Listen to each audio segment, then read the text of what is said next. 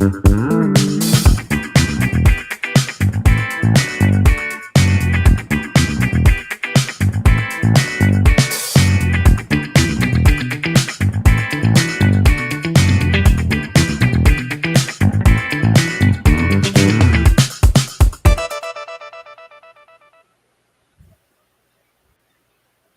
welcome to Sports Unfolded, NHL ranking show. I'm your host, Eric, my hockey guru over there, my main man, Ron. How are you today? How are you, Eric? I am Glad to doing be here. very well. Thank you for asking.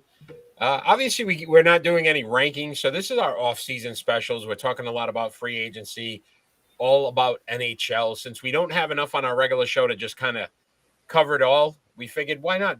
Let's do an NHL show and let's your hockey knowledge, seep through the screen and let everybody, you know. Yeah, we got some hear- grades today. We got some like Bruins prospect news, and I'm going to start touching on prospects from other teams as well. But we'll give the Bruins first ups today for their prospects, and you know. All right, excellent. So let's start off though with some of this free agent talk. So the big story right now in the NHL is Matthew Tkachuk. The Mm. Flames they're going to arbitration, but the rumor is now that it looks like they are probably going to move on and trade him. Do you think A, smart move for the Flames, and B, what teams should be looking at Kachuk? Well, every team should be looking at Kachuk, to be honest with you, because he's that good. I mean, the bloodline is there.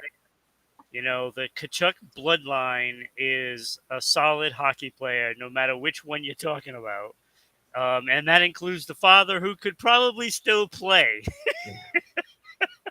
So you're talking goal scoring, you're talking aggressiveness, you're talking, you know, large, you're talking tough. There's a lot to like about Matthew Kachuk as well as the others in the family. But that's, it's going to cost you. It's going to cost you a lot, to get a player of that caliber. So if you have the means, then by all means do it, because it's a guarantee you're gonna score. So With him. what do you think the impasse is with the Flames? Since they Um. they lost Goudreau, you Well, you that's assumed it. they wanted to at least keep one of their stars. Yeah. Well, I mean, it doesn't really. I mean, to keep one when you have nobody that's going to be getting him the puck, that's I mean, it was a one line team, for the offense, that is, Yeah. for the most part. You know, um, look, I mean, they could just easily just start a rebuild now because of losing Goudreau, and they really wanted to keep him, but it didn't work out that way. But my thing is, why aren't you making an effort to sign Kadri? Kind of Because if you offset. sign Kadri, I mean, look, he's not Goudreau, but I'll tell you what, that is a pretty good void to fill with a player like Kadri, and he also brings some Spark, some little spark, yeah, little fire. yeah, and that could go a long way. And And and it's just surprising because you think about where the Flames were. Calgary was one of those teams that were in contention. yeah, And if you go through this offseason and you lose Kachuk and you lost Goudreau, now you're talking about a team that clearly could be at the bottom of the barrel when it comes to the NHL. And oh, absolutely, it's just a shame because they look like they had a team for the next 2 to 3 years that would be extremely competitive. yeah, maybe more, because I mean, like, Kachuk and Goudreau is still pretty young. I mean, even though Goudreau's been in the league 10 years, it seems like it's only been a few. So he's still a young player, and I think they would have had minimum of 2 to 3 good years ahead of them if they could have re-signed him. But if you go out and you just go get Kadri now, you put yourself right back up there at number 2 in this conference. as far as I'm concerned, because look, St. Louis has lost some players, you know, so they're going to be taking a step back. Minnesota gained some, so they've gained. So really, you're looking at kind of the same situation going into the new season. Where you have to contend with Edmonton in your division and Colorado, St. Louis, and Minnesota, and probably Nashville. You know, but I don't think anybody else has really improved enough to matter. So, in your opinion, more likely Kadri signs with them or Kachuk gets traded? Yeah, most likely. Most Right. likely. I So don't see them keeping Kachuk if they don't sign Kadri or Bergeron by some stroke of luck. you'd love No, that one. no, we're not even going to go there. We're not You don't even want going to to talk about it. entertain that. The fact that he hasn't signed yet. We'll get into some Bruins talk in a little bit. What about Kali Jaron Kruk? Jaron Kruk. John Kruk? Yarn Kruk? 4-year deal, $8.4 million with the Maple Leafs. Good deal. Yeah, I think it's a little overpaying him, but you know, he hasn't proved anything really yet. So, Have you that's seen any signings from the Maple Leafs that make you believe that they're gonna no, improve defensively? no, no. So it's kind of questioning Like, as to look, I'm questioning their moves for goaltending. Okay, if you're not going to sign Jack Campbell again, and let me say, Jack Campbell was okay at times and then bad at times during the season, and he certainly didn't help in the playoffs. Okay, now it wasn't all his fault in the playoffs why they lost. Obviously, they have some defensive breakdowns that are quite large. yeah. And all they've done is signed forwards. They signed, yes, Mark Giordano re-signed, and I get that, but that's just a re-signing. Okay, so let's not pretend that they improved, because they didn't improve defensively. They've got too many guys that they're paying as a forward when they should be addressing their defense, and nothing is going to change going into the season. Yeah. In So, fact, they could find themselves out of the playoffs because I think their goaltending is worse. which is amazing to me because you think about offensively the talent. Austin Matthews is probably one of the best players in the NHL currently. Yeah. I Yeah, and mean, what's the chance of him scoring 60 goals again this year? exactly. So you're asking him to go out, do the same thing he did last season Yeah, with a worse defense, which means you're going to be behind for the most part in probably most games. So now you're pressing more to score offensively. I just don't understand the mindset when it comes to certain teams and why they can't see this is our biggest deficiency. How do we improve on that? And right. make moves towards that, which makes no sense to me. And they had plenty of opportunities. Now, I wouldn't have signed any forward if I'm them. I would say, you know what, we'll dip into the minors and we'll go with a fourth line from the minors, you know, this season. But I'm going to go out and I'm going to sign, Darcy Kemper, and I'm going to sign Klingberg. And that's how I'm going to improve my team this year, and we're going to be contenders. Like, how hard is that? I don't know. Now Kemper signed for $5.5 million per season. They could have done that with those guys that they just signed this season. They could have done that, and then, you know, maybe make a trade. Trade a third line guy that you're paying too much, and go after, Klingberg as a defenseman. Put him in there with Giordano, and then you've got something. Then And you make it out of that first round. yeah, and it just amazes me. Look, that you got a guy like Kemper, and people may question that move. To your point, right? Like he's not the greatest, but he did win a Stanley Cup. He was the The best available. experience, right? And that's what they may need. They may Yeah. need a guy that's been there and been tested Yeah. in difficult situations because they've been there. It's not like this team doesn't get to the playoffs. Yeah. They just early exit every time. Yeah. And I got to be careful because I know there's some Toronto, Maple Leafs fans will come out and punch me or something. They don't like you. They don't like you talking about their team, Ron. Well, I talk about him all the time. I call him out like Ah, what look at seems to be weekly.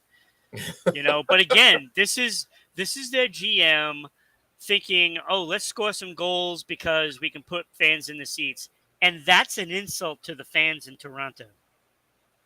So Toronto, if you want to get angry at somebody, go get angry at your GM and tell him that this isn't the way to win a Stanley Cup. It's not. what about the Sharks? So they re-signed goalie Capo Kahakanen. How Capo do you do? Kekkonen? That was pretty close. I mean, interesting move. 2 years, 5.5 million. So not a lot of money, and they feel like he has a real big upside. Yeah. Is why they did it, because 2-6-1 last season, 91 percent save percentage, 2.86 goals against. I mean, not horrible numbers, No, but well, if they're looking at that 9-10 save percentage, and they're saying, okay, that's not bad. We can probably get better. So they're gonna bank on this kid saving their bacon, pretty much. Um, they're hoping starter, that the improvement comes. starting goalie. Most Think he likely, gets a starting nod this yeah, this most season, likely he could win it. right? So again, it's what's in front of him though, and that might be the question. Well, that's the big if. I mean, if they get some players in there to make a difference. They're counting on a lot of young players, and that's going to be sporadic. And being a young player himself, I wouldn't doubt that he could get maybe an improvement of 92%, and depending on coaching, how well their coaching staff is going to instill some defense. You know, so it's all in a wait and see what these players can do, because it is going to be a young team. What about another goalie, Vitek Vanecek? Vanacek. Vanacek. I practiced these names before we went on, and I was doing well. And then as soon as I get on, I don't know what it is. It's the hockey guy in you, the way you look at me, and you're like, you're going to say it wrong, and then you do. Very good. 3 years, 10.2 million. I think this is a sneaky pickup though. If you look at it, it was a trade, and he with Washington last year, 2012 and 6, 90% save percentage. So I mean that can definitely improve, but a 2.69 goals against. And you think about Washington, their defense and what they had in place. I mean, you could see why he could have struggled, but he still won 20 games. So, I mean, does this help Okay, the Devils? so They made so some moves. Eric, play for the Washington Capitals in net, and if you can save 91% of the shots, you're going to get 20 wins, because Alex Ovechkin is just going to outscore some of the teams. Yeah. I mean, that's just what it is. And they had a pretty good defense in front of them. So, it's just an aging team. Yeah. But lots of experience. So, but we said this going into the playoffs, that was not good enough. And what Vanacek is just a Band-Aid. But once it starts raining, Band-Aids fall off. Yeah. So, I mean, how's that for an analogy? That is pretty good. That is actually really good. But my question would be: this is definitely an upgrade for New Jersey, who's trying to get back into? Well, yeah, right. Yeah. They signed Palat. They take him away from Tampa Bay. You try to sign a goaltender that at least has won some games now. Yeah. So you can see them trying to at least make trends to improve over last season. Look, it's definitely an upgrade for them, but it's not a move that's going to win playoffs. Yeah. But this team is just trying to make the playoffs this year. Right? You could see them they're making moves to at least be competitive enough to say, look, there's enough teams that make it. Yeah, and I told you last year, New Jersey is not a bad team. They just have a lot of young players that haven't learned how to win yet. Yeah. But you could see the skill level is there, and it's just putting it all together. And I'll tell you, signing Palat was huge for this team, because that is exactly what they needed So to make this team grow. right, I'm going to make an analogy, and we can go crazy or not on this analogy. But sometimes the fact that you get a guy who's had experience winning and what that can bring to a team. And I'm just going to use the NFL real quick with the Tampa Bay Buccaneers. And we can sit there and say Jameis Winston is a horrible quarterback. They had all this talent. He didn't know how to win. You brought in a Tom Brady who's won 6 Super Bowls. All of a sudden, that team wins a Super Bowl, a championship. Yeah. He took all those guys that were still there and rallied them and made them understand the importance of how to win. That's what that Palat signing to me is. To your point, he's there to teach, train these guys to say, look, this is how, if you want to get to the Stanley Cup, this is what you got to do. Your work ethic, how you practice, how you play is going to make the difference, because that's what he did in Tampa Bay. Yeah, absolutely. And, I'm sure I'll pick on Tampa Bay a lot with all their extensions and stuff like that they made. I'm sure they'll be high up on your grade when we do. They missed out on the guy they should have kept. They should have kept Palat, and they should have worked out something for him to stay and let others go, because they missed the boat on this one, because he's the guy that got them to the Stanley Cup as far as I'm concerned. Yeah, and I know you question them not re-signing him. So what about Ottawa? So Ottawa's an interesting team as well, right? So just re-up Josh Norris, 8 years, $63 million. He was a -7, but 35 goals, 20 assists last season. Claude Giroux is now a part of that team as well, and we know that he was a high sought-after free agent.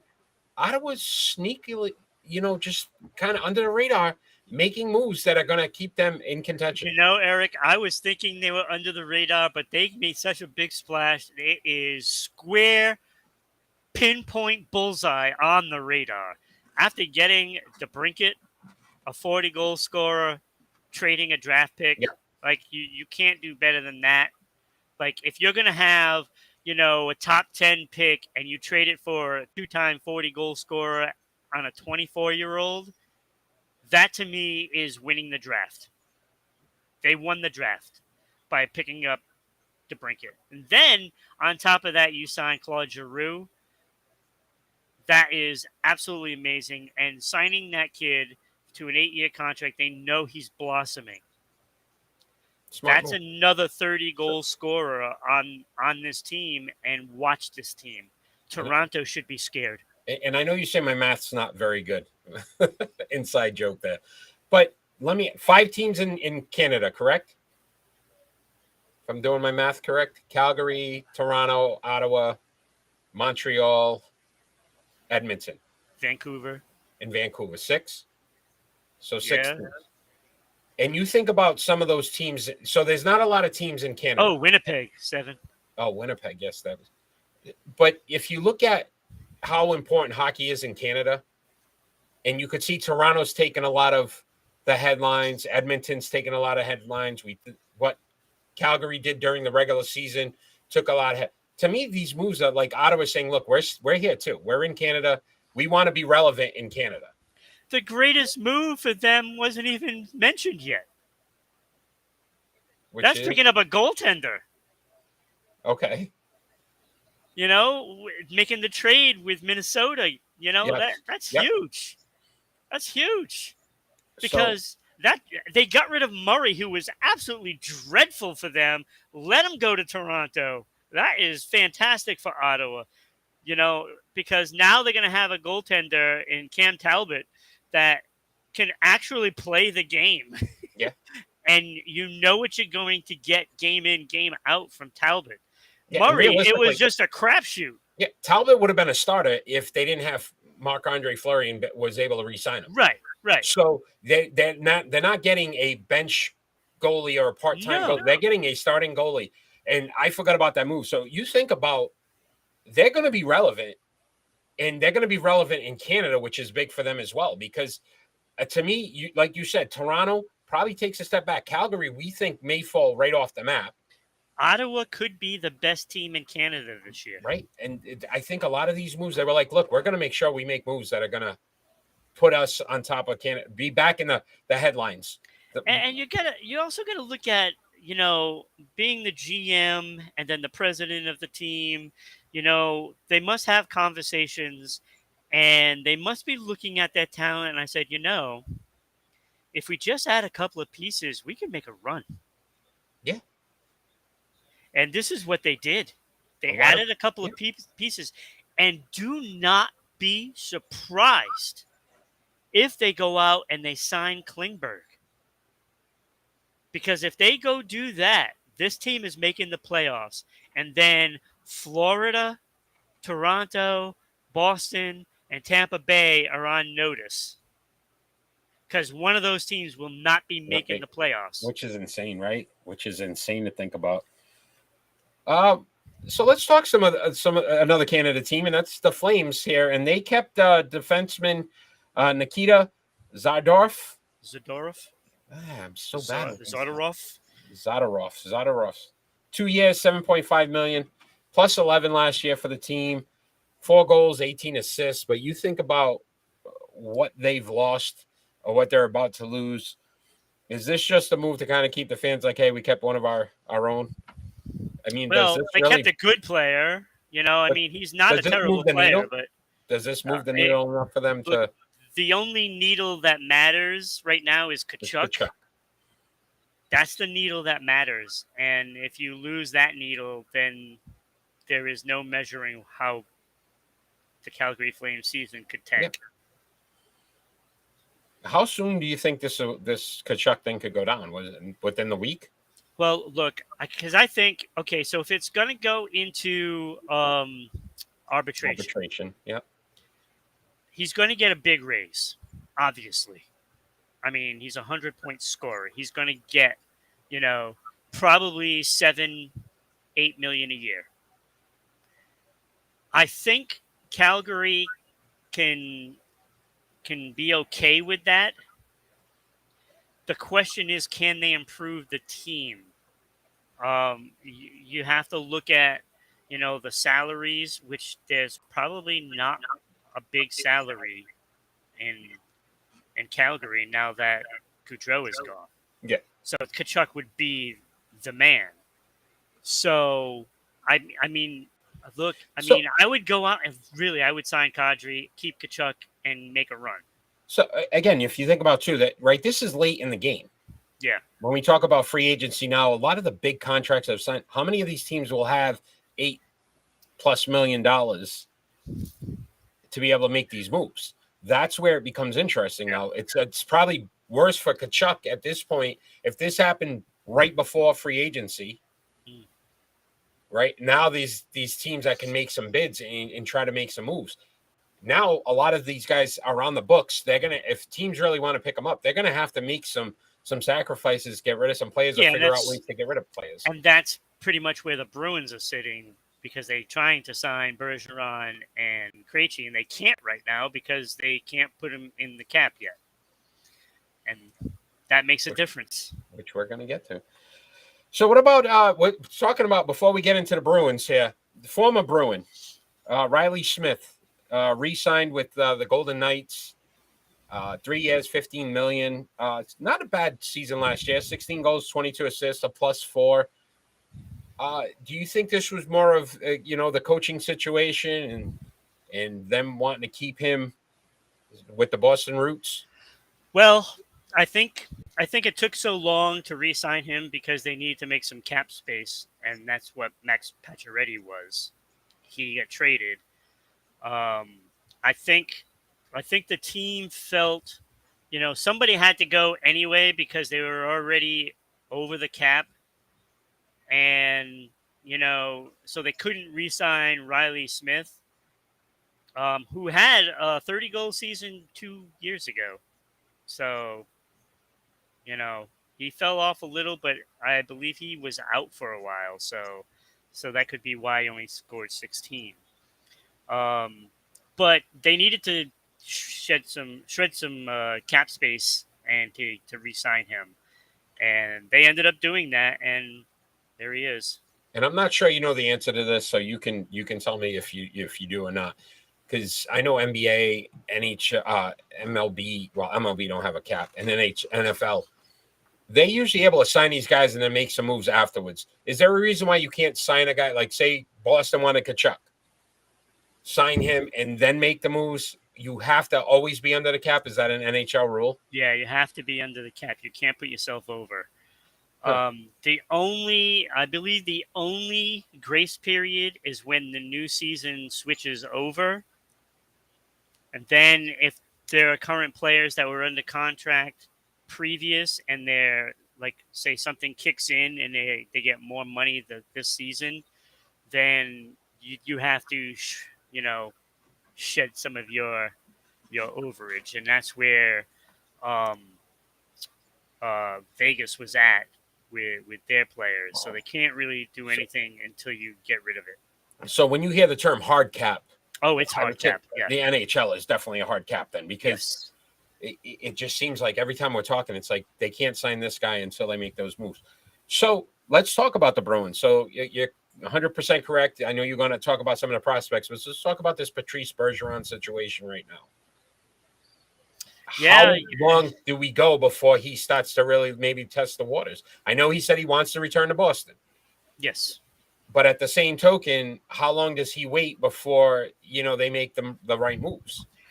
I'm guessing that they already have a contract agreement, but the Bruins have to do some things in order to make that work. And I'm guessing they have already agreed with Krejci as well. So it's just a matter of the Bruins who they're going to get rid of in their lineup. As you already saw them trade away Howler, but they got uh, um, oh my god, I can't even think of his name. Pavlov, Pavel, Pavel, yeah, whatever his name is. Zaka? Is it Zaka, yes, Pavel Zaka. Yeah, In return, the hockey, see? yeah. So that is a wash. So the Howler trade really didn't do anything to shed some cap space. So they did re-sign Arkan. So there could be a defenseman leaving, and it could be a guy like Grizzlick. But the problem is Grizzlick is injured. So so it's hard to trade injured players because they'd want to get rid of Riley, but he is also injured. So he's not going to be going anywhere right now. So there's some guys that they could shed, but they can't because it's tough to trade them right now. So that leaves guys like Foligno, Noshik. Now, Foligno is probably pretty tradable because everybody needs that kind of a player on their fourth line, but Noshik did nothing. Like, he scored 3 goals last year, and he has more talent than that. So, but at the same token, the Bruins just need to get rid of that contract. So they need to trade it.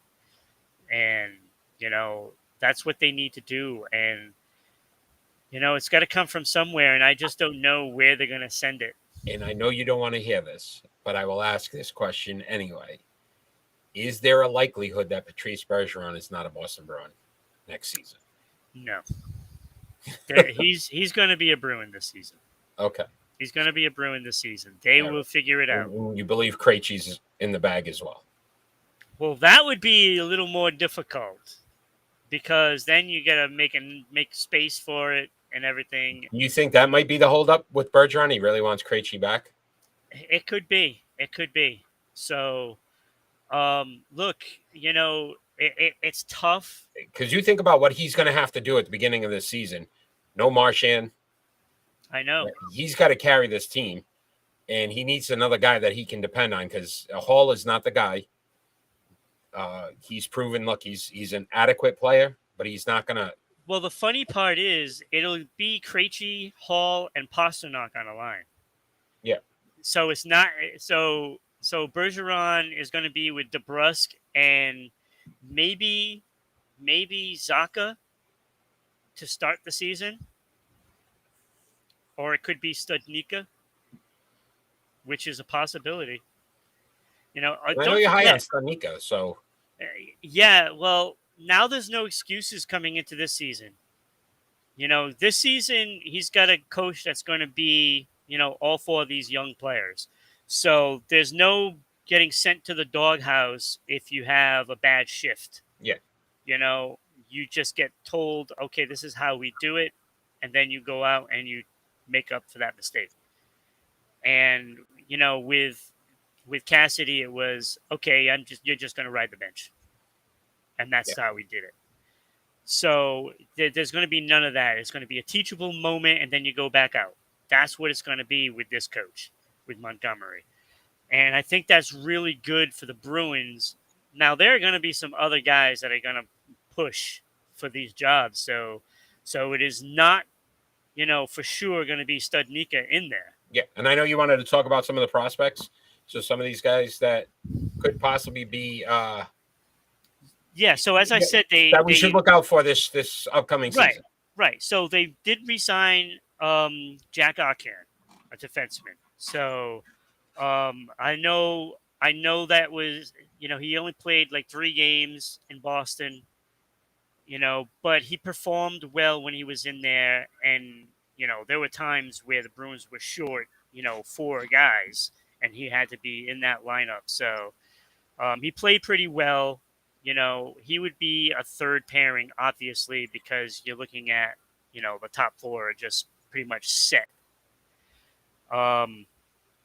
But he performed well, so he could possibly make the team, or Zaboro. So one of those two are going to make the team. Ryan Mast.